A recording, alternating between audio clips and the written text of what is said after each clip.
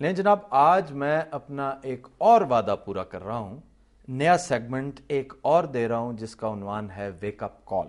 اچھا، یہ جو الارم ہے یہ عوام کو اور حکومت کو جگانے کے لیے، معاشرے کو جھنجھوڑنے کے لیے جو ظلم اور زیادتیاں ہو رہی ہیں، ناانصافیاں ہو رہی ہیں، ہم اپنے وسائل کو بروئے کار لاتے ہوئے اس پہ تحقیق کر کے جو کچھ سامنے آتا ہے اٹھا کر پیش کریں گے۔ ججمنٹل ہم کہیں بھی نہیں ہوں گے، فیصلہ کرنا عدالتوں کا کام ہے، حکومتوں کا کام ہے اور معاشرے کا۔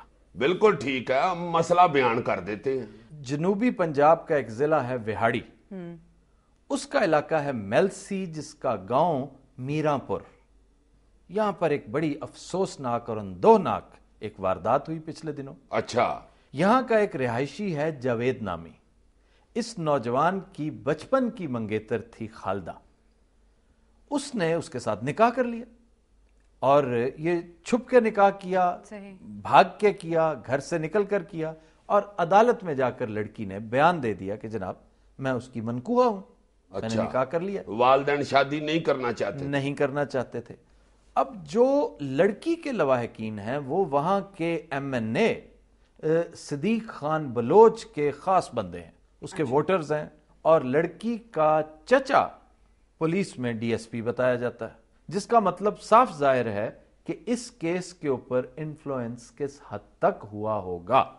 اور لڑکی کے لواحقین کو مبینہ طور پر یہ مشورہ دیا گیا کہ لڑکی نے چونکہ عدالت میں بیان دے دیے، اس لیے آپ قانونی طور پر کچھ نہیں کر سکتے۔ صحیح، آپ دھونس سے زبردستی، جو کہ ایک پرانی روایت ہے قبائلی، کہ آپ جائیں اور لڑکے کے گھر سے کسی لڑکی کو اٹھا لائیں۔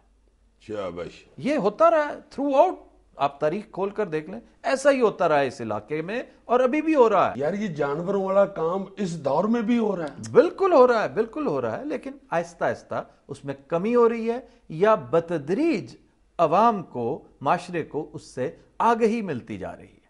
پہلے تو یہ ہوتا تھا کہ یہ معاملہ گم ہو جاتا تھا، بس ہوا، واردات ہوئی اور بس اس کے بعد خاموش، اس کو کبھی اس کا فالو اپ نہیں آتا تھا، صحیح، لوگوں کو پتہ ہی نہیں چلتا تھا۔ اچھا، پھر اس لڑکی کے گھر والوں نے کیا کیا جی؟ لڑکی کے گھر والوں کو بتایا گیا کہ جناب جاوید کا، یعنی لڑکے کی کوئی بہن ہے ہی نہیں، اچھا، سرے سے۔ چلو شکر ہے۔ تو لیکن اب چونکہ کچھ نہ کچھ کرنا تھا انہوں نے، ہوا یہ کہ انفارچونیٹلی انہوں نے 12 مسلح افراد نے مبینہ طور پر اس کے گھر پہ دھاوا بولا اور اس کی 70 سالہ بوڑھی ماں عائشہ بی بی کو اٹھا کر لے آئے۔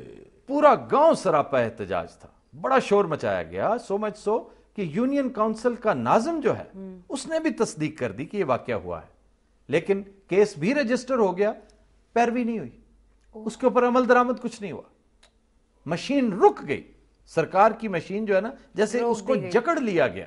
اب اس کہانی نے ایک اور پلٹا کھایا کہ عائشہ بی بی کے اغوا کا ایک نامزد ملزم رب نواز نامی، اس نے مبینہ طور پر ایک نئی گیم کی کہ اپنی بیٹی کے اغوا کا ڈھونگ رچا دیا اور ٹھیک ٹھاک فائرنگ کروائی اپنے ہی گھر پہ۔ ٹھیک 15 منٹ بعد ایک جیسے پلان کے تحت پولیس وہاں پہنچ گئی۔ پولیس کو یہ بتایا گیا کہ جاوید کا بھائی یعنی عائشہ بی بی کا ایک اور بیٹا مختار، اس کو نامزد کیا گیا، اس پر الزام دھرا گیا اور اس کی گرفتاری کے لیے شدید پریشر پولیس پر ڈال دیا گیا۔ اب تازہ ترین صورتحال کیا ہے؟ کیوں مجھے غصے سے پاگل کر رہے ہو؟ تازہ ترین صورتحال یہ ہے کہ عائشہ بی بی کو بتایا جا رہا ہے کہ 10 لاکھ روپیہ پے کیا جائے لڑکی کے لواحقین کو، اور اپنے قبیلے کی ایک لڑکی کا رشتہ دیا جائے لڑکی خالدہ کے بھائی کو، تب جا کر کوئی تمہاری بچت ہے، ورنہ اس قدر برا سلوک کیا جائے گا کہ تم لوگ یاد رکھو گے 7 پشتوں تک۔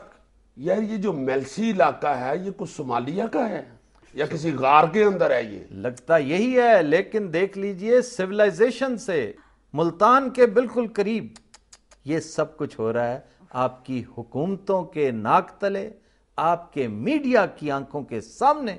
اس قدر ذلت اور رسوائی کا بازار گرم ہے اور ہم کچھ نہیں کر سکتے ماں سوائے اس کے کہ بیٹھ کر اس کو ڈسکس کر لیں, کفے افسوس مل لیں اور پاکستان کو شاہراہ ترقی پر گامزن کر لیں. خواتین و حضرات, we'll take a break, stay with us.